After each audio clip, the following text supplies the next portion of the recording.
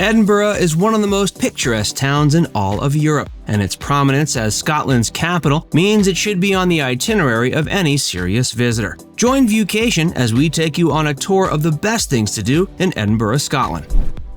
Take a stroll around the Royal Mile.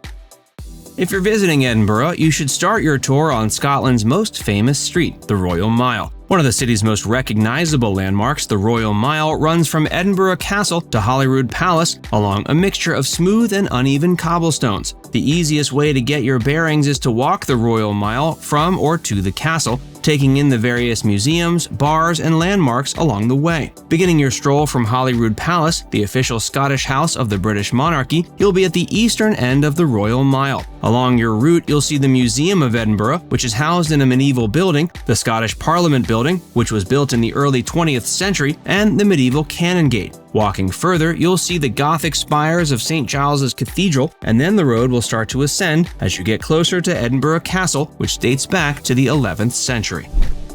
Participate in royal fun at Edinburgh Castle.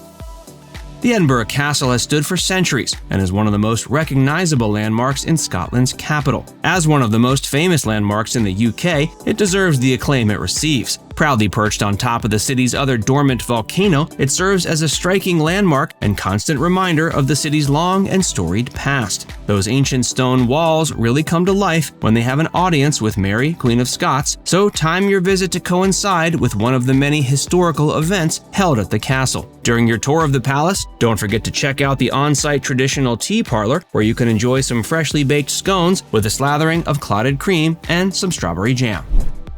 Visit Scotland's National Museum and learn some history. Visit the National Museum of Scotland if you're interested in learning more about Scotland's long and illustrious past. Just a few steps from the Royal Mile, you'll find Scotland's best museum on Chambers Street, directly across from the academic buildings of the University of Edinburgh. The National Museum of Scotland tells the amazing narrative of Scotland's past, present, and future by combining history, archaeology, natural history, technology, and culture. A good place to begin is the Grand Gallery with its eponymous window on the world. The museum also has displays covering a wide range of topics, from fashion to medicine to transportation. With so much to see, we rank this fantastic museum highly on our list of Edinburgh activities. Head up to Arthur's Seat.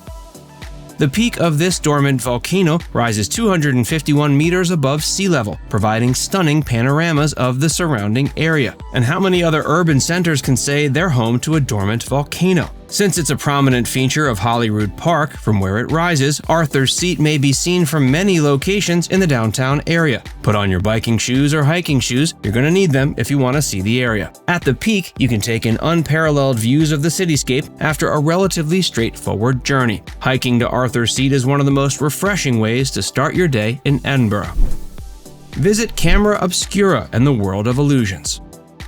The Camera Obscura and World of Illusions can be found on the Royal Mile, not far from Edinburgh Castle. The Camera Obscura is one of the city's oldest tourist attractions, having been built in the 19th century. You'll have a great time exploring the several floors of optical illusions, light tricks, classic games, and magic displays that make up this attraction. The Camera Obscura up top is the main attraction. It's a primitive form of projection technology that uses a darkened room to focus light from the outside world onto a viewing surface. These have been around for centuries, if not longer, and were a huge draw in the Victorian era. You can get amazing views of Edinburgh Castle and the city from the tower's rooftop.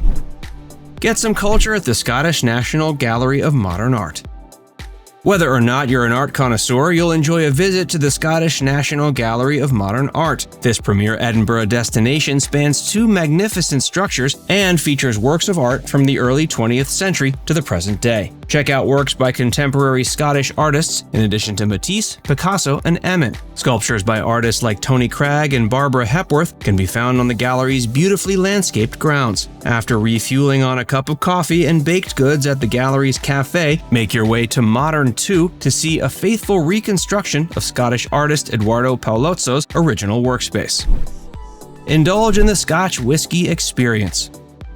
The Scotch Whisky experience, directly across from the camera Obscura, is one of the most visited attractions on the Royal Mile. In addition to offering tours, workshops, and training programs, they also have a restaurant where you can dine and drink whiskey. If you want to get the true taste of Scottish whiskey, you should at least go on the Silver Tour, which is their shortest and most affordable whiskey tour. There's a whiskey barrel ride at the start, which is entertaining and educational, and then there's a self-guided tour that explains where whiskey comes from and how it's made. The tour continues with a guided tasting where you'll gain insight into the various whiskey-producing regions of Scotland. Then you have the chance to peruse the world's largest selection of whiskey. If you're really into whiskey, you can also sign up for a masterclass or a one-day training course to learn more about the spirit and perfect your tasting skills.